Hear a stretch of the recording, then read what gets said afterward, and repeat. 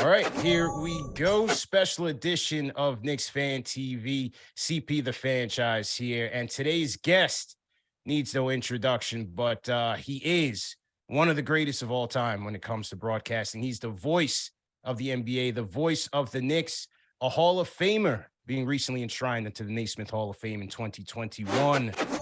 Mike Breen joins Knicks Fan TV. Mike, CP the Fanchise here. Welcome to Knicks Fan TV. Thanks, Casey. Nice to be on with you. Picked a good time to be on and talk about the Knicks, that's for sure. Well, yeah, absolutely. And 9 games over 500 as we record this show. Is this season coming as a surprise to you, Mike? No, not really. I thought, I thought they were going to be a good team. My thought was somewhere over 500, maybe 45, 46 wins. Although I must admit, I'm always on the optimistic side before every season because, certainly as Knick fans, we want to hope that it's going to be better than people expect. And I knew Jalen Brunson was going to make a difference, but both team-wise and Jalen Brunson-wise, I didn't think it was going to be this much of a difference. It's been really fun to watch the team develop, and it's been really fun to watch him go from being part of a team to a guy who leads the team. So from that standpoint, maybe a little bit of a surprise. Yeah, the Brunson impact has been enormous. Just, providing the Knicks with a stabilizing force at the point guard position, being a guy that can be a 1A guy to Julius Randle, to help Julius Randle out and being I look at Brunson as an elite shot creator. And we saw some of that in the playoffs when he was leading without Luka Doncic, but to see him doing it full time has been phenomenal. Yeah, he's a special player because the numbers don't tell his true value. I mean, you could tell when he first came in, he was trying to feel himself out. He's the new conquering hero that comes in.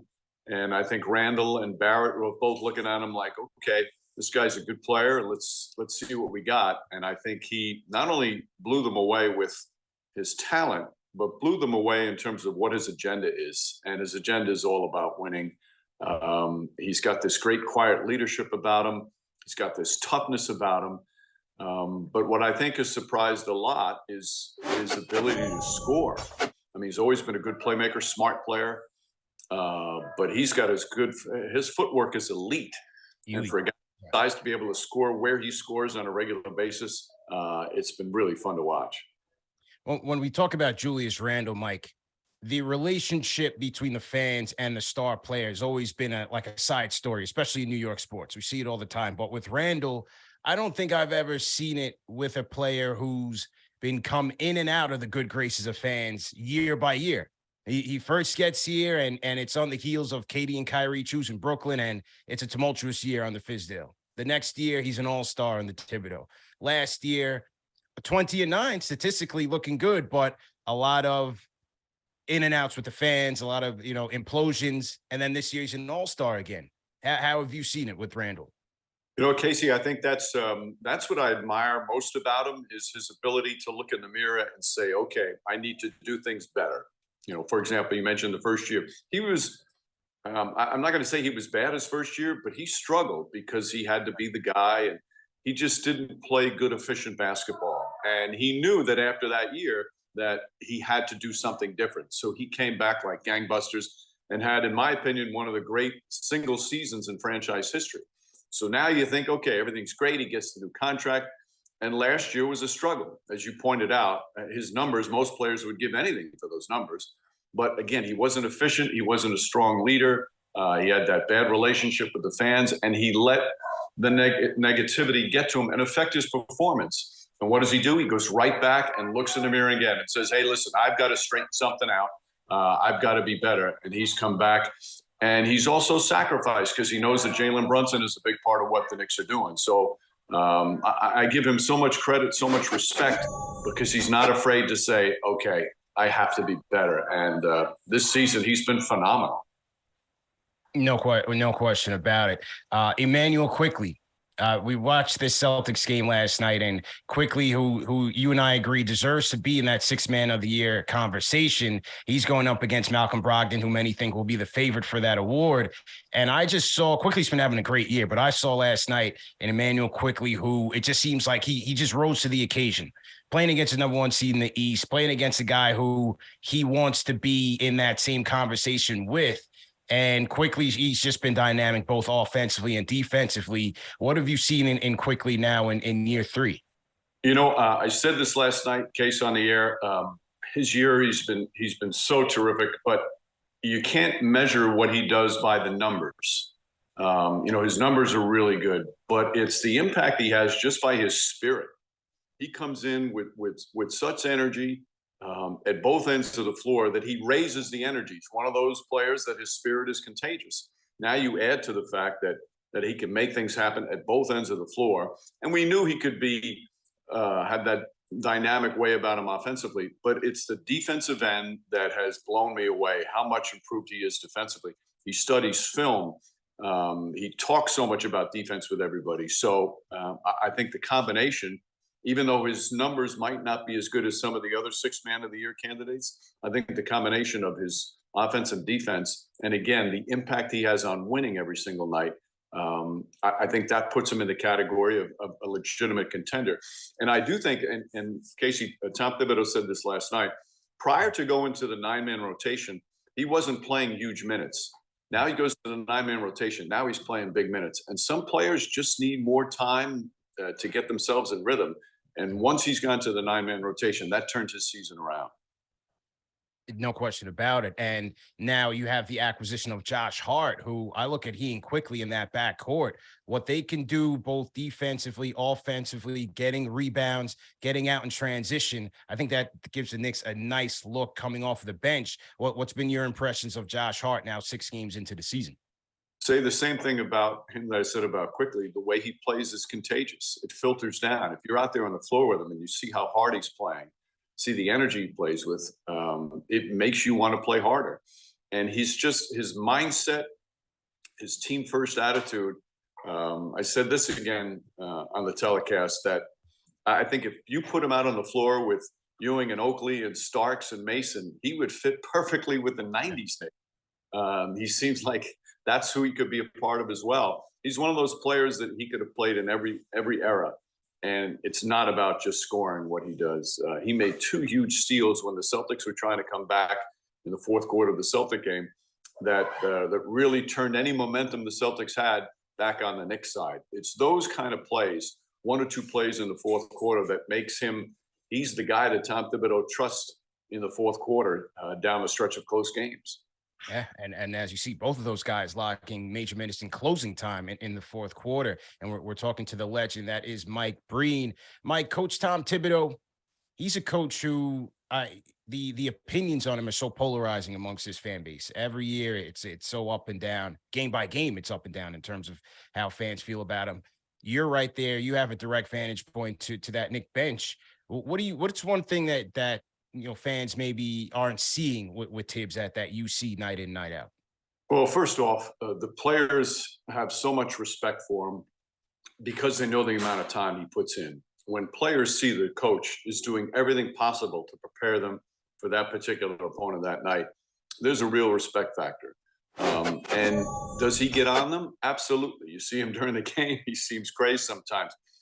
But if you notice, Case, when he talks about the team after the game or his pregame stuff, he never singles out guys and say, oh, he has to be better. He's always talking positive about them in the media. Now, he might not always feel that way about a player. He might be mad at a player, but you won't hear him say that publicly. And players really appreciate that he's not throwing them under the bus in the media. He's not talking about them negatively, even though in practice he's getting on them, even though in the huddles he's getting on them. I mean, he gets on them during the games. There's no question that a guy commits a defensive error or miscommunication, and you can see how angry he is. But because he's so prepared and because he cares so much about winning, there's that real respect factor. The other thing, and when I tell people this, they don't understand, the guy is really funny, and he's got a great sense of humor. And, we don't see that, but in practice, he has fun with them before practice, after practice. So he tries to get that personal relationship. Listen, he's an old school coach. There's no doubt about it. But to say that he's set in his ways is wrong. I mean, he changes all the time. He was not a big 3-point proponent early. Now he's the big part. He knows that for them to be successful. And again, people talk about him being this defensive coach. Well, the Knicks are 7th in the NBA, the entire league, in Right. offense. So hey, that's part of being a fan, and I get it. I remember, and I'm a Met fan. I remember last year hearing some criticism of Buck Showalter, who did an amazing job. I remember Joe Torre's leading the Yankees to World Series, and the fans are complaining about certain things he does. So no matter how great you are, fans will find something to complain about. But that just shows the passion of fans. They just, they're so into their team that they want to comment on everything. No question. And as you mentioned, the fans, where the Knicks are right now, 9 games over 500. They're in the 5th seed now. You have a chance at 4 as well. This could be a special season, Mike. And as someone who covers this team on a nightly basis, and I hear from the fans, their reactions, there's an optimism there. There's an enthusiasm there. Are you feeling that in MSG at this moment, at this time? Like, do you feel that energy kind of ratcheted up?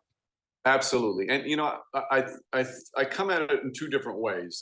Listen, I've been a Knick fan since I was 7 years old, so I know what it's like to be a Knick fan. Now, I also, as a broadcaster, have to come at it from a different way. And whether you're a fan or you're a broadcaster of a team, you want that team to do well. And let's face it, Knick fans, we are so hungry for a good team that any bit of success and we get fired up, sometimes too fired up, and you lose perspective on it. But this year's different. 2 years ago, it came out of nowhere. They played great, and it was fun. And this year's the same thing. It's just so much fun, and you have to enjoy the success while it happens in the regular season. But there's just something different about this team, and it's how well connected they are. And again, how well they're organized on the court. And that's where the Jalen Brunson has made such a difference, that they're organized. You just feel at the end of the game that they're organized. And that's going to come, really the importance of that's going to come in the playoffs. So hopefully they make it into the playoffs. It looks like they're going to be in some sort of postseason. In the way they're playing, there's a real good shot of being in the top 6. But I think that's one of the real differences this year, because fans, not only they're enjoying the success, but you look at the age of the roster, and there's hope for the future as well. And for a fan base, a fun season with a young team, it doesn't get a lot better than that. No question about it. You've been covering this team for over 30 years now, Mike. Is there a favorite team that you've covered over the years, whether on radio or TV? Is there a favorite season that you had? Well, I think, you go back to the 93-94 team that went to the finals. For me, I was a young broadcaster. It was only the second year I was doing Knicks radio. And that's a team that captured the city like I've never seen, because, they were so close to winning a title, 1 game away from winning a title. But it wasn't just the fact that they were successful. It's the way they played. They played so hard every night. They played so tough defensively, and they played together. They played for each other. And that's why it makes this team this year, I think, why the fans have fallen in love with them so quickly. Now, they don't have the talent of that team. They, don't have a star as much as Patrick Ewing was, although Julius Randle is playing that way once again. But I think that's what the fans love about this team, is how hard they play and how they play for each other. When you mentioned that 94 finals, I interviewed Derek Harper and talked about how he felt after that, and being in that Knick locker room and hearing the Houston players celebrating on the other side. I spoke to John Starks about what he would have done differently, what he would tell himself back in that time. And he talked about, just slowing down and staying in the moment. How did you react to that loss? How long did it take for you to get over that sting of the 94 finals? It's interesting, Casey, you bring that up, because I remember being in the Houston airport the next day, going to my flight home, and I just felt so down because the opportunity was there. But at the same time, I'm thinking, boy, I just saw one of the great seasons in Knicks history. Now, certainly it didn't win the title. And obviously that's the goal for every team every year, is to win. But you have to be able to enjoy and respect and have great memories of seasons that may not result in a title, but it was a team that you so enjoyed watching, and a team that you so enjoyed rooting for. And the interesting thing, Casey, you mentioned Derek Harper. I remember talking to Derek Harper in the locker room after Game 7, and I can't remember another pro athlete being able to put into perspective what that year meant after such a disheartening loss as he did, because he was crushed as much as anybody, but he also knew it was a special season. And I remember him able to verbalize that on how this year meant so much to him and his teammates meant so much to him. He would have been the finals MVP, I think, Yeah. if that series. But he understood. Yeah, he was crushed and devastated, but at the same time, he knew they had accomplished an amazing season. Yeah, one of my favorite Knicks for sure. I certainly enjoyed Harper's career and spoke highly of Jalen Brunson, having covered him with the Dallas Mavericks as well. And once again, we're speaking to the legend, Mike Breen. And Mike, bang is your signature catchphrase for sure. Well, we have a question from one of our channel members, Ty Morris. What was your favorite catchphrase from some of your favorite announcers growing up as a kid and as a fan? Well, the first one's obvious. As a Knick fan growing up, it doesn't get any better than Marv Howard. Yeah. Marv's was and still is the greatest basketball play-by-play voice of all time. And there was nothing like the big moment when Marv was doing a game and just a one-syllable word, yes, the way he punctuated it. And the beauty of Marv's yes, he had different forms of yes.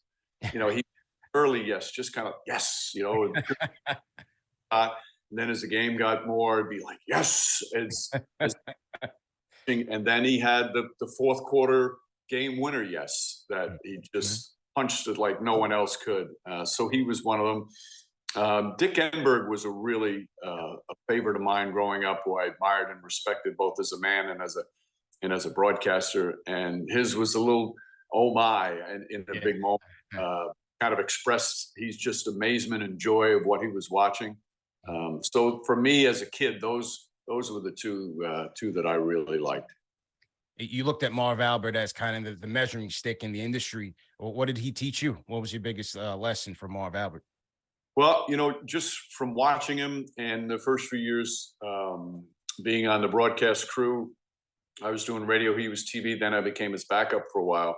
What I loved about him was that there was like a crescendo to his broadcasts. It was a slow build. Like he wouldn't be going crazy in the first quarter. He saved that for when it meant something. So when Marv's voice went way up, you knew it was a special moment. He saved it for the right time. He just knew his excitement level, his intensity level. He knew the exact time to use it. And that's something I took from him. And the other thing too, I think Marv was one of the first broadcasters to kind of dip into the analysis part. Like he would talk about what he thought about what was going right, not just make the play calling.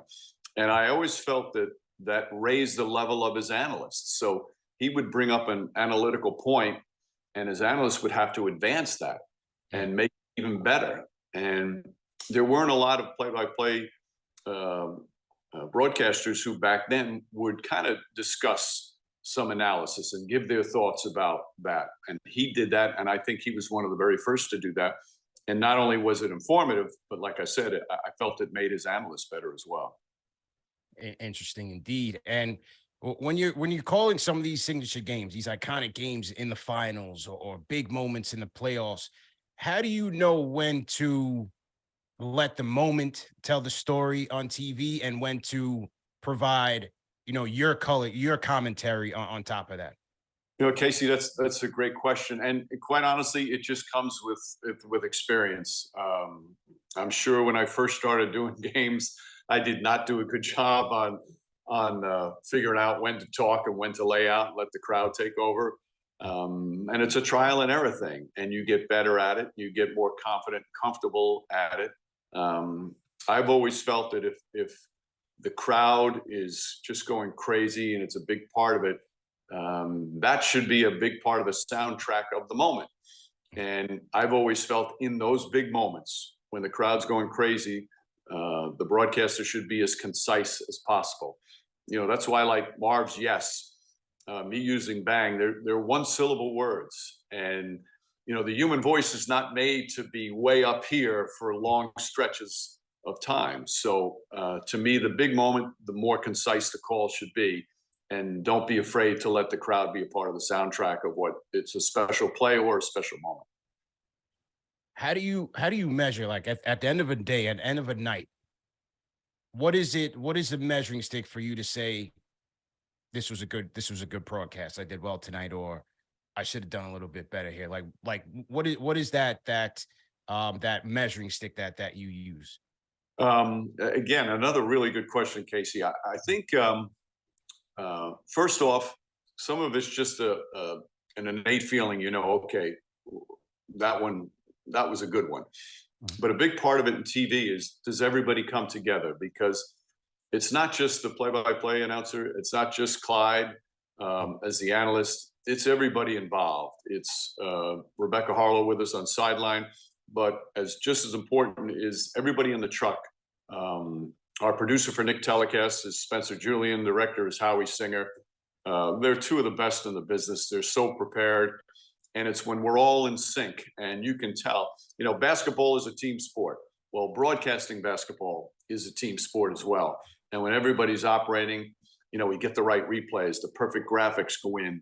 When I'm talking about a player in a big moment, and then all of a sudden you see the emotion of a player who might be crying at the end of a great moment, all that kind of stuff comes into play. And when it all comes together, you feel that way. And, listen, I make mistakes every single telecast, there's no such thing as a perfect telecast. So you can't let that bother you. You just have to make sure, and this is what I try and do every broadcast. I want the viewer to feel that I'm prepared, that I know what I'm talking about. I know the teams, I know the players. I want the viewer also to feel like I'm really into it. Like, wow, this guy, he really loves basketball. I want that to come across. And then the other thing is to say that you're working with your partner well, and to have the viewers say, boy, those two announcers seem like they really get along. They really like each other. And I think if you accomplish those things and you work together as a team with the production crew, then I think you've done a good job. Once again, we're talking to the legend Mike Breen, the voice of the NBA, the voice of the Knicks, and Hall of Famer, the Kurt Gowdy Media Award recipient in 2021. Mike, when you have these responsibilities, you have to call the Knick games at MSG, then you might have to fly out to Phoenix, and maybe it's covering, Kevin Durant's debut with the Suns, and then it's on to the NBA Finals, and maybe you're at the Crypto.com arena, you run into an icon like Kareem Abdul-Jabbar.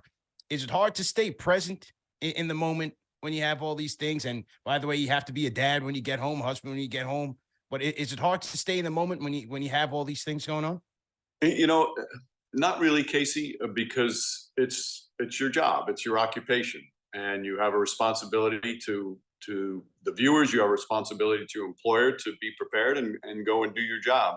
And quite frankly, it's not hard, because I can't even begin to express to you how much I love what I do, and how much I love the game. Since I was a little boy, I became in love with the game of basketball, and I think it's the team aspect of the sport is what always just captured me from an early part. To be able to work together with four others on the court and make something special happen, that's what has been a love affair my whole life with the game of basketball. So from that standpoint, it's easy.